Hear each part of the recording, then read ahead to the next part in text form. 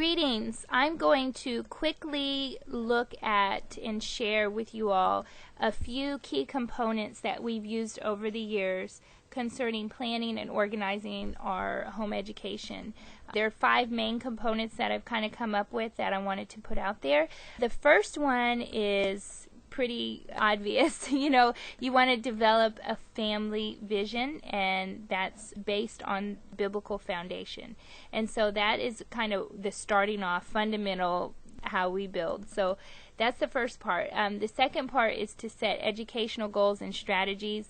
We do this about every 6 months. And basically, I start with what are our goals as parents.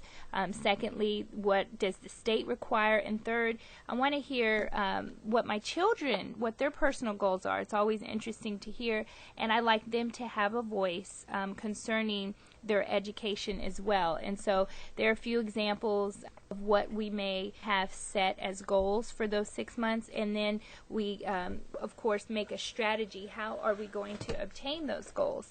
Once we've got those goals, another component is to establish school day rules and have them in a visible location. It really depends on your family. A few things like I highlighted there would be, to have a designated workspace. Also, I require my children begin with their most challenging lessons. Also, they have to earn free time based on their progress, which we'll get into the student lesson guide, how I monitor their progress. And then they don't get their media privileges until after lunch. I'd rather them do something, a little more creative. And then, of course, they have to earn their media privileges as well. So the next component is to have a standard schedule, which I use as a general guide. It's not set in stone, but in general, the children are allowed to do their independent lessons as much as possible before 10 o'clock when we do our group lessons. When we do unit studies, we talk about news, family discussions, whatever's on our heart. And then at 11, I do the assisted learning where I'll go, one-on-one with each child and, help them out where they need help or focus on a particular area with them. Also, I like to highlight each day of the week what our primary focus will be. For example, on Mondays we go really heavy with the academics. On Tuesdays and Wednesdays we do history and a lot of student teaching where the older children are helping teach the younger ones, general things, as far as learning their colors or handwriting, just basic things like that. And then on Thursday we get into science. And I also like to do the drills and quizzes and things like that on Thursdays. And then Friday this is more delight learning. We do our different projects, arts and crafts, things like that. So it kind of eases off toward the end of the week. Delight learning is the term, that I've picked up from Greg Harris, one of the pioneer homeschoolers. And delight learning is basically just what it says, things that the children would delight in. For example, we're part of 4-H, and one of our children, she chose photography. That's what she delights in. It may be, a passion, a hobby, something, she may pursue as she gets older on the side. And then our son is studying veterinarian science, and he's always been passionate about animals. So those things would be considered delight learning.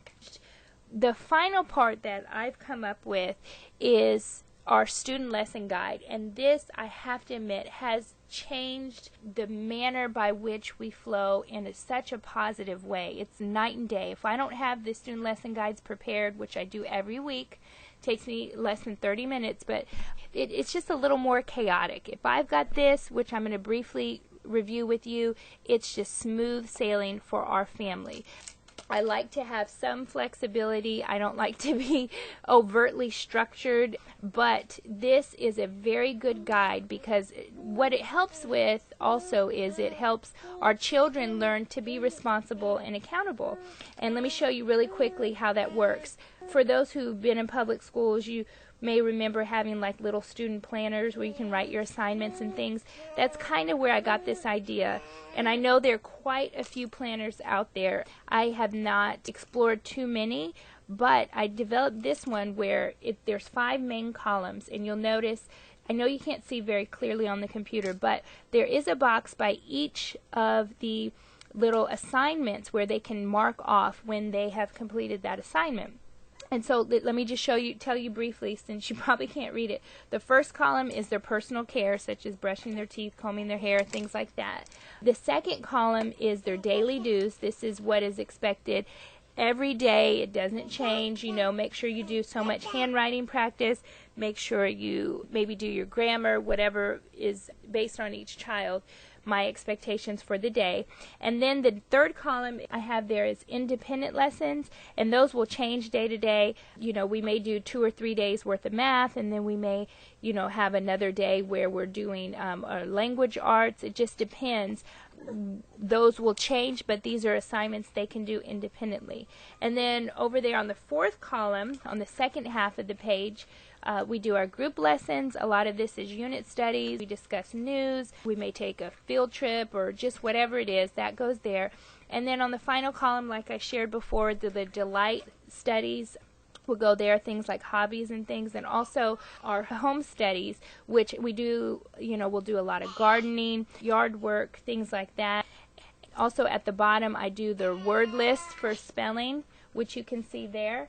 And basically these little guides are folded in half, and they have a cover, and then they're put in a pouch so that the children, as soon as they wake up, they've done their morning routine, they can get to their assignments, and we have very good idea of what's expected for the day. And then the more and more I've done these student lesson guides, it's just gotten easier, and it's a continual pick up where we left off the previous week, okay? And then we assess what worked well for us this week, what do we need to adjust, how can we make it better, things like that. So the student lesson guide, again, has been a lifesaver for me.